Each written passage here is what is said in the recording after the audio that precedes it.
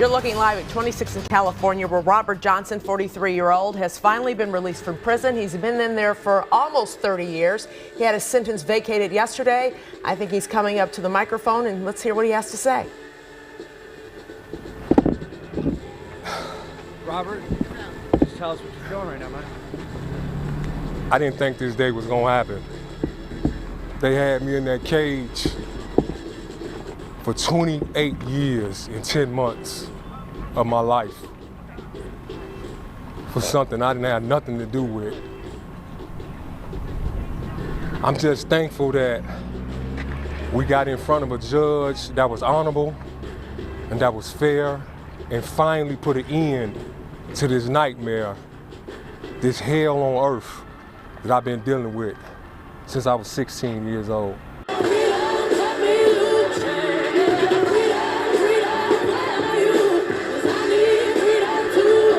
This story, he got 80 years for murder because of a hero cop, then witnesses recanted, was originally published in the Daily Beast on May 11, 2020, and Robert Johnson was finally released from prison on Thursday, February 20, 2025.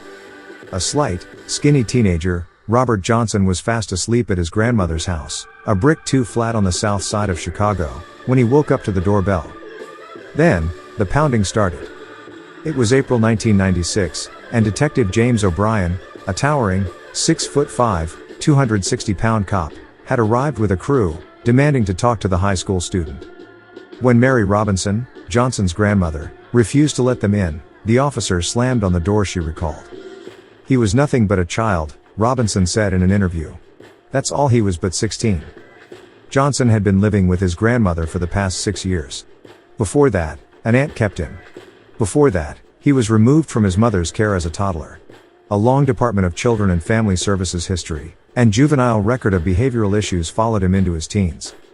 At one point, he couch surfed away from his grandmother's home, meaning he slept on friends' couches instead of his own bed, and stopped attending school.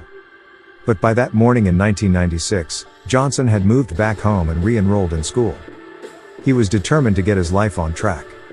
According to O'Brien, who later testified against Johnson at trial, the cops were at his grandmother's home to arrest the teen in connection with the murder of Eddie Binion, a friend of Johnson's who had been shot in the head 2 days earlier. "Get your coat, let's go," Johnson remembers O'Brien yelling. He grabbed it from his bedroom before officers rushed him out of the house, while his grandmother was in the other room. He hasn't been back since. Prosecutors did not present any physical evidence against Johnson at trial, nor a confession, nor any third-party eyewitnesses who could identify him. Rather, Johnson went down on the word of one of his co-defendants, who had taken a plea deal in exchange for his testimony.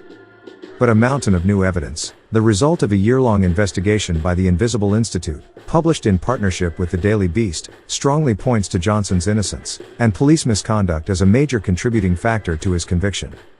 That Chicago, a city with a long history of corrupt and racist policing, would have wrongfully convicted a teenage black boy in the 1990s is not, in and of itself, shocking. But even as police reform and Black Lives Matter have gained currency in recent years, highlighted locally by outrage over the killing of Laquan McDonald in 2014, high-ranking officers with violent pasts have continued to enjoy long, decorated careers. Meanwhile, people like Johnson languish in prison. In O'Brien's case, not even ties to the head of a notorious torture squad were enough to shine a light on a record rife with claims of abuse, coercion, and more. At least 80% of exonerations in Chicago's Cook County have involved police misconduct, with black Chicagoans representing 4/5 of those wrongly convicted. That's compared to an estimated 1/3 of exonerations across the country being tainted by so-called bad cops, according to a preliminary data analysis by the National Registry of Exonerations. The Invisible Institute has sought to discern patterns in these statistics. Working with a data science software and consultancy company called Civis Analytics, we created a database of hundreds of handwritten letters from potentially wrongly convicted prisoners, and cross-referenced them with Cook County exoneration records. The Chicago-based project has produced an algorithm using natural language processing that helps identify police and prosecutors, with the hope of unearthing trends buried within prisoners' cries for help. Johnson was the project's first test case for further investigation last year. The search tool linked multiple officers from Johnson's case to existing exonerations. A lead detective in the case, O'Brien, also appeared in a letter from another prisoner in 2017. The findings, though preliminary, helped to create a line of inquiry to further probe Johnson's innocence claim. Meanwhile, he turned 40 in an Illinois prison last July. "Been over half of my life," Johnson said in an interview at Hill Correctional Center in Galesburg, Illinois. "It's so much of my life, so much of my life." Around 11 p.m. on April 14, 1996, 4 men entered the home of Eddie J. Binion, a known drug dealer who had cornered the neighborhood heroin market with plans to rob him, according to trial testimony. 2 of the men brandished guns and wore black masks over their faces, police records noted.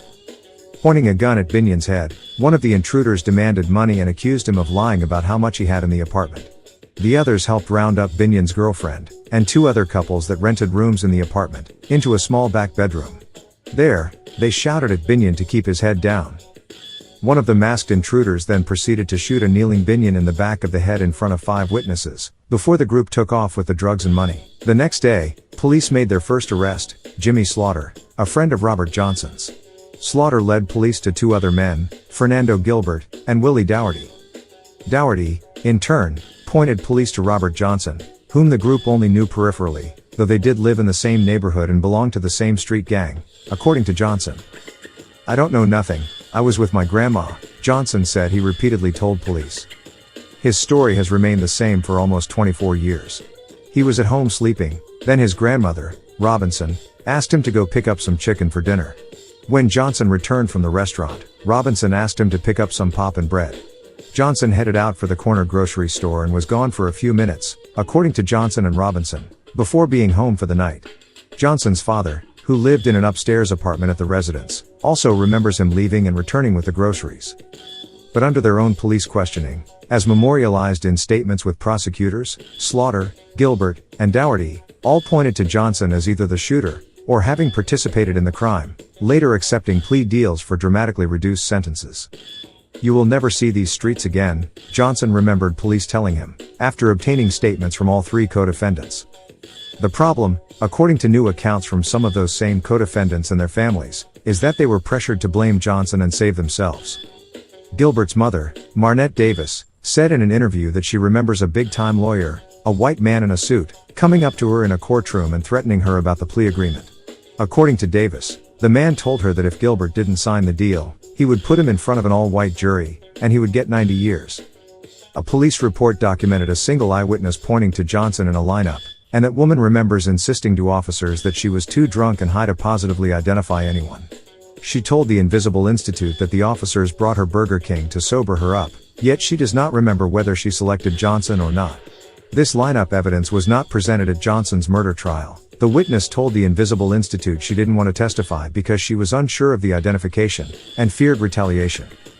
Binion's girlfriend, Shauna Wilkins, an eyewitness who was staying in the drug house at the time of the crime, testified for the state. She only identified Dougherty as one of the intruders. And although she had met Johnson a few times, she said she couldn't recognize the perpetrator's voice to know if he was among them. The state's star witness against Johnson, though, was Dougherty. Having cut his deal, he provided what was arguably the most substantive evidence against the teen. Multiple attempts to contact Dougherty, who was released on parole in 2003, for this story were not successful. When reached for comment, Gilbert declined to discuss his involvement with the case. After 4 hours of deliberation, a mostly white jury reached a guilty verdict. Despite their swift decision, some jurors now admit they had serious doubts. "It didn't sit well with me," said Ronald Marcus, one of the white jurors, who still remembers the case. He said he didn't think the evidence that came out during the trial proved Johnson's guilt beyond a reasonable doubt. But when he spoke up about his uncertainty during jury deliberation, he felt pressured to deliver a guilty verdict. "I think it was all BS," he said. Pause. Wait a minute. Ronald Marcus voted to convict a man based on evidence that he thought was BS because he felt pressured, but I digress. Martin Laughlin, another white juror, wasn't confident in the verdict at the time, either. He didn't think there was enough evidence, but voted guilty nonetheless. Laughlin justified his choice at the time, thinking, if he was guilty, I would hate to see in a future newspaper article that he killed someone else. Pause again. Well, now that we know he was innocent, how does Martin Laughlin feel about the newspaper articles detailing Robert Johnson's 30 years behind bars?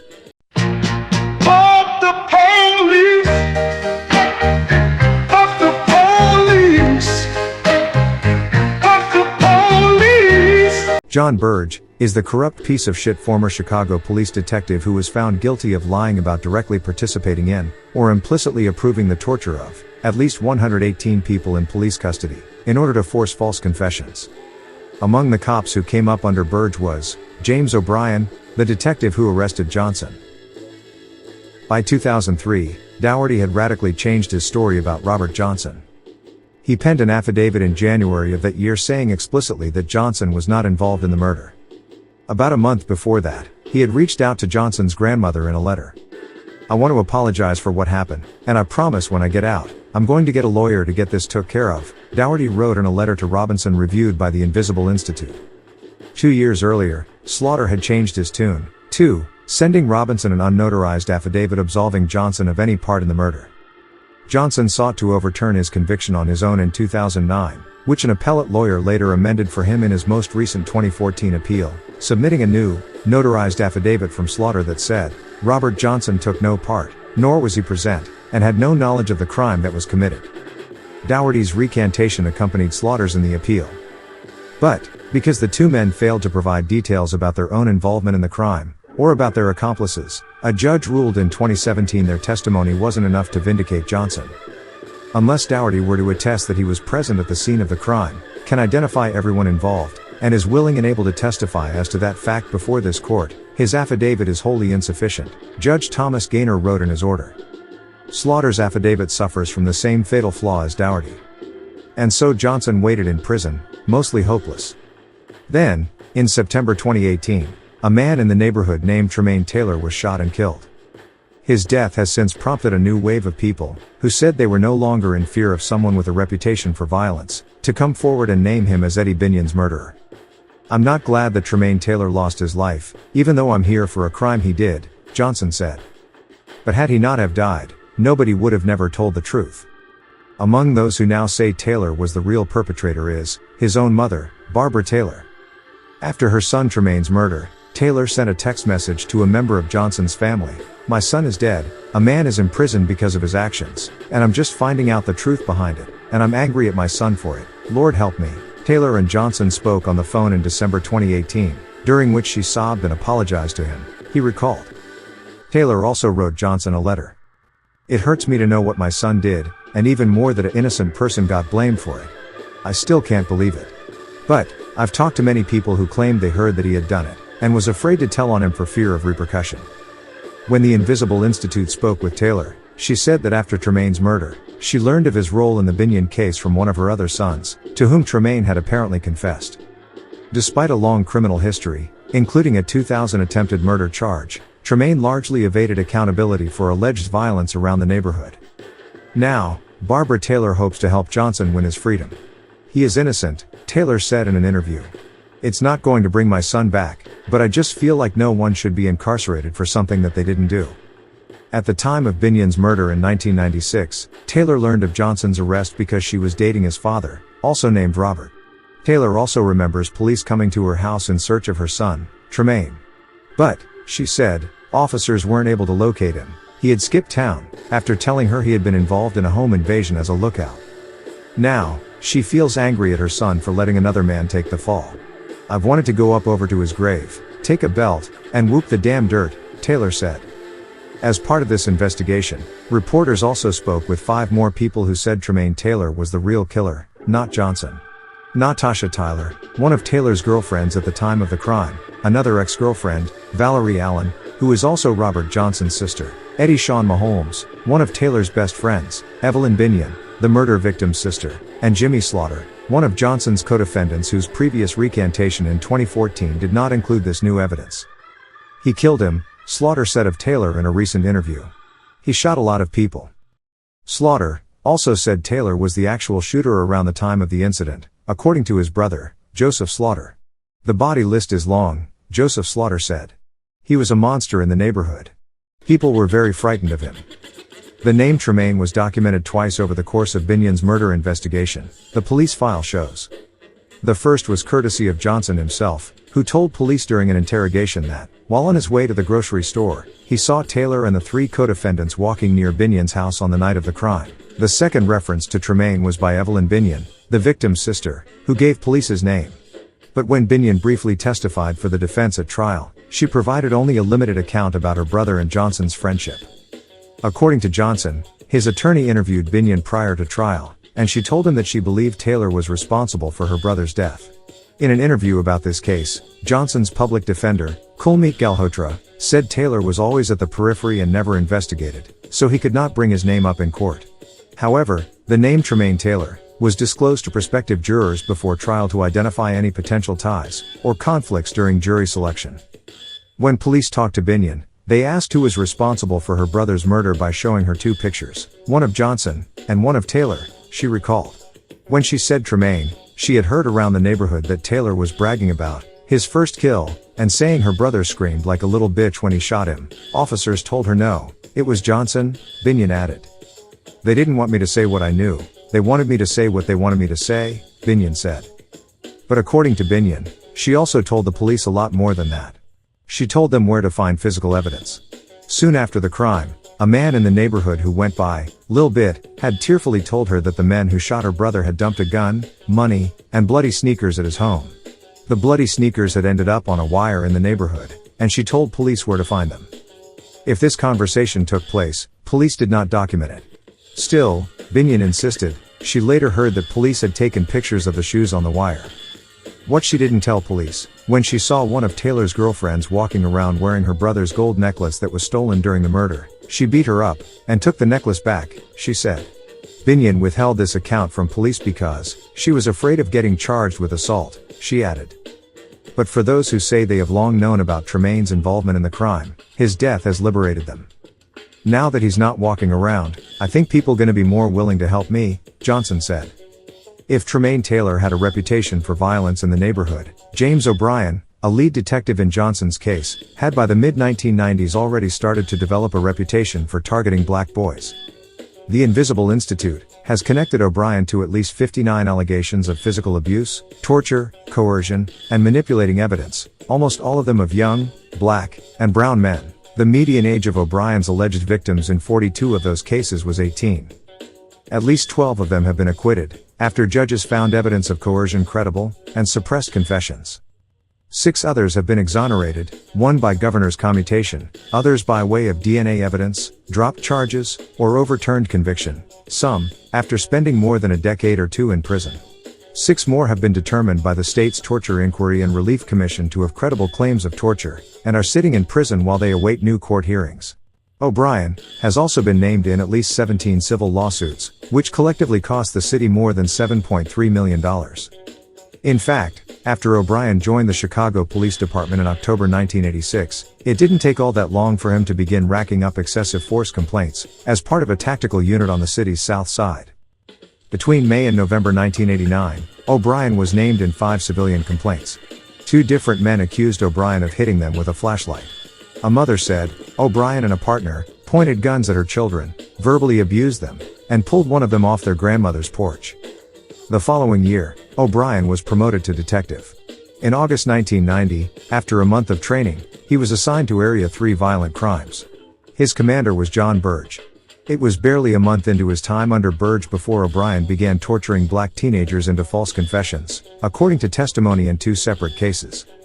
Cortez Brown, 19, was arrested in September 1990, and interrogated by O'Brien and 2 partners regarding 2 fatal shootings from that summer. Brown later testified that 2 of the detectives, including a tall, white guy with dark hair, stocky-like, fitting other complainants' description of O'Brien, punched him in the chest, and hit him with a flashlight until he confessed to the murders. He also said they denied his requests for a lawyer. O'Brien and his partners denied that they abused Brown. The judge, Earl Strayhorn Jr., sided with them. It was the defendant's word against 3 officers, he wrote in a sworn affidavit years later. But, if he had known about O'Brien and the other detectives' pattern of abuse, he might have ruled differently, he wrote. It only took another year for that pattern to begin to emerge.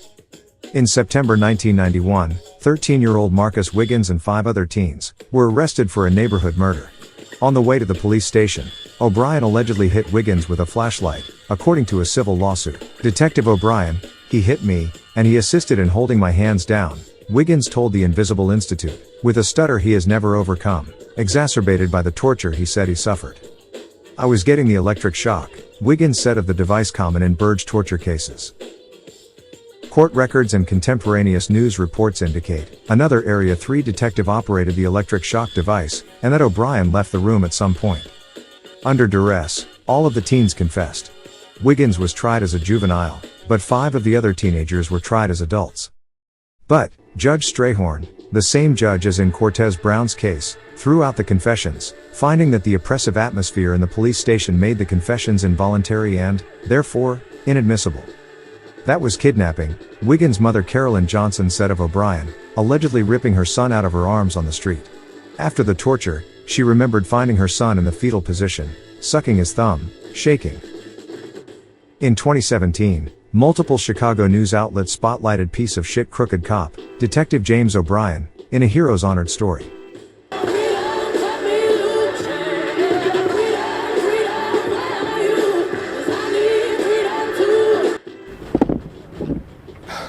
Robert, just tell us what you're feeling right now, man. I didn't think this day was gonna happen. They had me in that cage for 28 years and 10 months of my life for something I didn't have nothing to do with. I'm just thankful that we got in front of a judge that was honorable and that was fair and finally put an end to this nightmare, this hell on earth that I've been dealing with since I was 16 years old. Robert, your family said you stayed so positive over the last 28 years. What was it like? What went through your head for the last 3 decades? I had my ups and downs. It was positive, negative. At one point, I was real bitter. I came up out of that because of my family. They supported me, kept my heart, and I'm really lost for words, but I'm gonna get through this here. I came up out of it, and I started fighting to prove my started fighting to prove my innocence, and started writing people. I don't know how many letters I wrote, maybe thousands. No matter how many no's I got one yes. And that's when things started to change for me. What's next for you? What's next for me? I would really like to start making the world more conscious of there are a lot of people in prison for things that they didn't do. It seems to me that the public, it's like they see it on the news, but it's like they don't relate to it. For some reason, they don't understand that it is a reality. Like, it was just easy just for them to go in there and just say it was me. And I've been in here 28 years of my life. And there wasn't nothing I can do about it. I tried. I screamed. Wouldn't nobody listen to me. And I just want the world to know that there are people, it's still people here in prison, in the Cook County Jail, for things they didn't, for crimes that they didn't commit. And I just wish the public will be outraged about it. Of course, you missed memories for decades with your family. What does it mean to have the support system and kind of now make up for that lost time? It means the world to me. My grandmother, she used to always say, well Robert, I hope I'm here when you get out. And I used to always say, Grandma, don't say that. You gonna be here. Man, she was here. And she's here. No. And what did you do to keep going? You were thinking that way for so long, and when you did that, how did you do At one point, I had lost my faith in God, and then I regained it. My grandma, she's real strong in her faith, and she raised me that way. And I didn't stray too far from it. I grasped back to it, and like I say, my family, they kept me strong, and other supporters. kept me strong as well through the years. When did you start to realize this might be possible? When they took up your case with the exoneration process, when did you start to really realize you could get out of there? Well, what? Because I was really starting to lose hope. When I started to really gain hope, that's when I was introduced to a journalist from New York. Her name is Elise. I talked to her on the phone, and she told me, well, I'm not making no promises. I'll see what I can do. It was just something in her voice that gave me hope. And she talked to Allison. I don't know what she talked to her, and when Allison responded back, it was real positive, and the ball started rolling, and that's when I really started to like say, this could possibly happen for me. And you got your education in there? Yeah, I got my GED, which was hard because in Menard, when you have a lot of time, they put you at the end of the list. So it took me 7 years to get in school. And I had to literally keep on writing and keep on bothering them about it. They finally gave me the opportunity. I also have, I think 46 credits towards my associate's degree. I wasn't able to complete it because of COVID. They stopped allowing us to go to school, and they haven't brought it back since. What do you do tonight? For tonight? I know this is a homecoming of all of us. Your aunt said Cheesecake Factory. What do you think? What do you want to eat first? That's really just a home-cooked meal. The food in prison, I'm sure y'all know, is horrible. I miss my grandma's cooking. I do. Is there a certain meal you're hoping that you'll get tonight or in the next coming days that your grandma makes? I used to like when she used to cook this, I don't know, it was like corn cakes.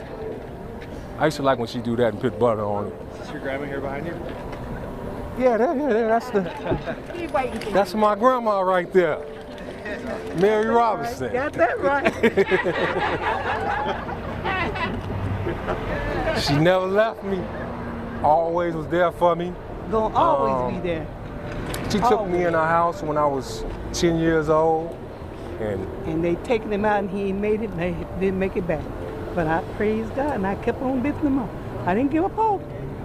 I'm 92. I'll be 93 in March. God's been good. He brought him up.